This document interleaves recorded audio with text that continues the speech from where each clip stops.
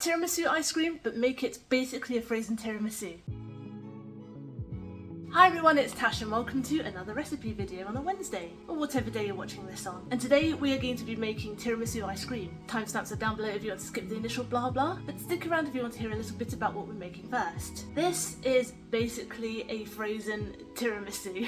We're going to use mascarpone and egg yolks for the ice cream base, and we're going to layer some sponge finger biscuits that are soaked in coffee. And we're going to use a tiny little bit of booze in the coffee soak, but you don't have to add that at all. So with all that said, let's go to the kitchen and see how it's done.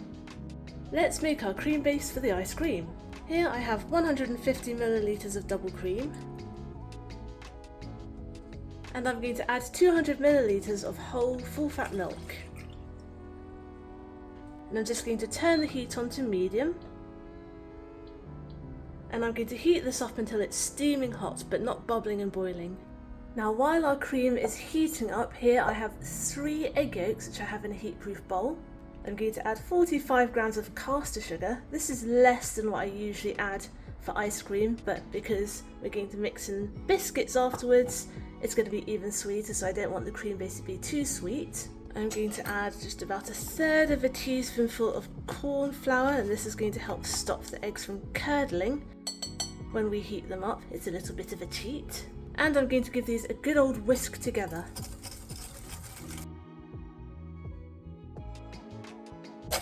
And as soon as our cream mixture is steaming hot, we're going to whisk and pour vigorously.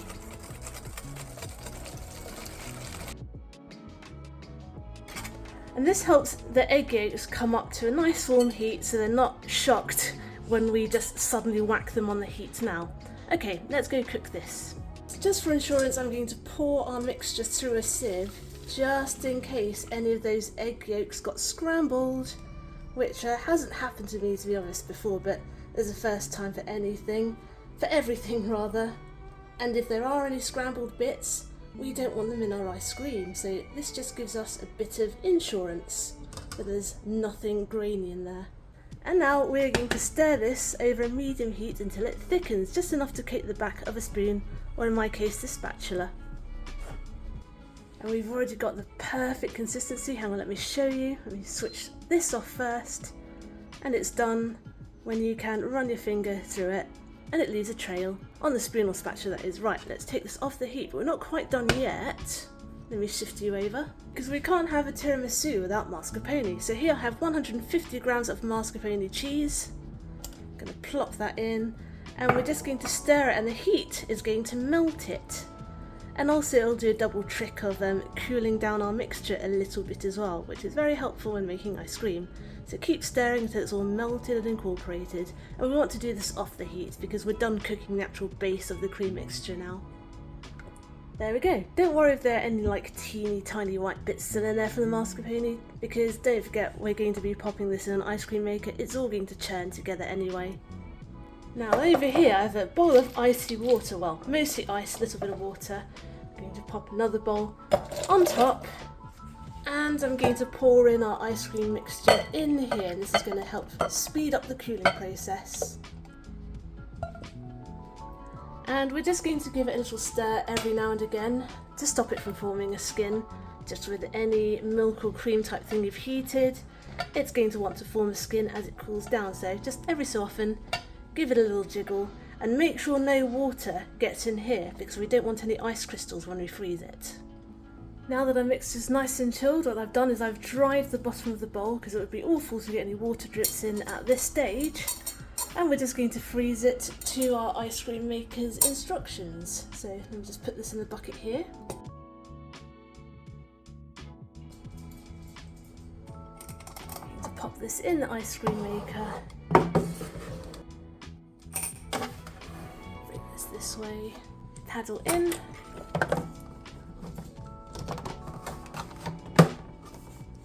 And this is just going to take about half an hour for me.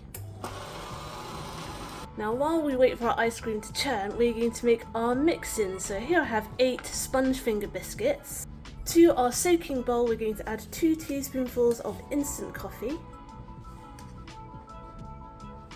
I'm going to stir in 200 milliliters of hot water. and 2 tablespoonfuls of brandy. This is totally optional, by the way, but if you do want to add that traditional tiramisu booze element, then the most traditional is masala wine. But I'm not going to buy a whole bottle of that just for this, because it is kind of pricey, and I already had a little bit of brandy left. You can also use rum or a coffee liqueur, any sweetish liqueur you like. Or you don't have to add any alcohol at all. Now we're going to give our sponge fingers a bit of a bath, so we're going to dunk them in and roll them around. Careful if your coffee is a little bit hot still. We're not going to do it until they are completely soggy and mushy, just enough.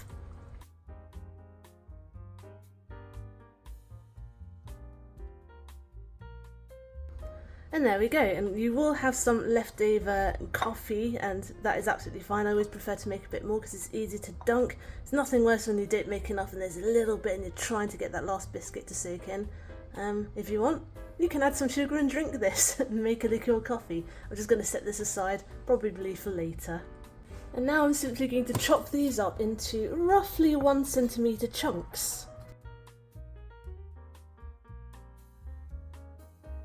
And we're just going to set these aside now. These will continue soaking through as we wait for our ice cream to churn. By the way, I'm actually doing this at the very beginning of my recipe video, but if you're doing this at home, just do this while the ice cream's churning. It saves a bit of time. The only reason why I'm doing it separately is because I have very little workspace. Literally, this is my workspace. And also, when I'm running my ice cream maker, it is super loud. You wouldn't have been able to hear anything, so that's why I'm doing that now. But if I was just making this and not filming it, then I would make the ice cream churn, and then I would do this while it was churning, because the ice cream takes 30 minutes to freeze anyway. Our ice cream is done, so let's free it from the ice cream maker. There we go. Let's make some space. What little space we have here. Got my freeze-proof bowl ready, my tub, which I've pre-frozen while that was churning, just to give it a bit of a pre-chill. I always like to give the paddle a quick scrape down while it's in the bowl. Just makes things a bit easier. It buys us a bit of time as well because the bowl is still cold. Take half of this and put it at the bottom of your ready and waiting tub. And if you remember our soaked sponge finger biscuits, we're going to take half of them and dot them on. If you mix them in, they're just going to break up because they're all soggy. So the best way is just to dollop them on.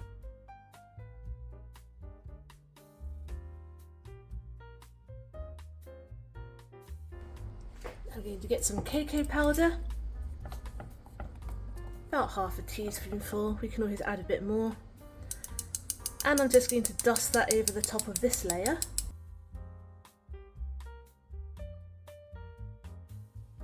I'm going to take the rest of our ice cream and dollop that on top.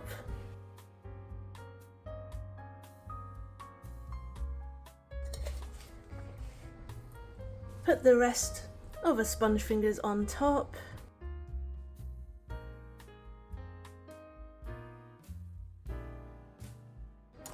And of course we're going to finish with a final layer of cocoa powder dusting.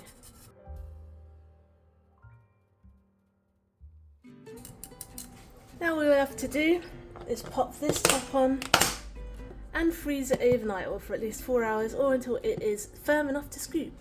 Well, this looks just gorgeous. Look at the layers of the soaked sponge finger biscuits.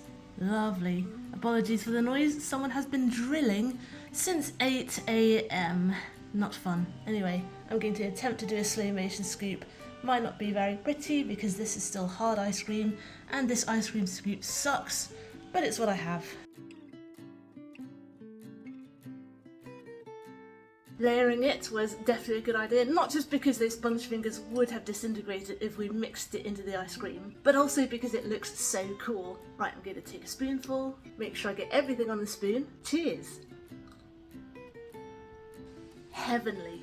It's basically a frozen tiramisu, but of course because we went through that effort of churning the mascarpone cream base as an ice cream, it is super silky and smooth after it's been frozen. If you were to freeze just a straight up tiramisu, it would be a bit icy. So there you go. tiramisu ice cream. Thanks for watching. I hope you enjoyed today's recipe video and I hope you'll join me next Wednesday for my next one. Get the full written recipe on my blog tashcakes.com, follow me on Instagram on tashcakes.tastes, and find me on TikTok too. I'm tashcakes there too, but my handle is food in slow motion. Subscribe to my channel if you want to see more, give this video a like if you'd like to help other people find it, comment down below if you'd like me to make anything in particular, and I'll see you all next time. Be good, be nice, and have a good week.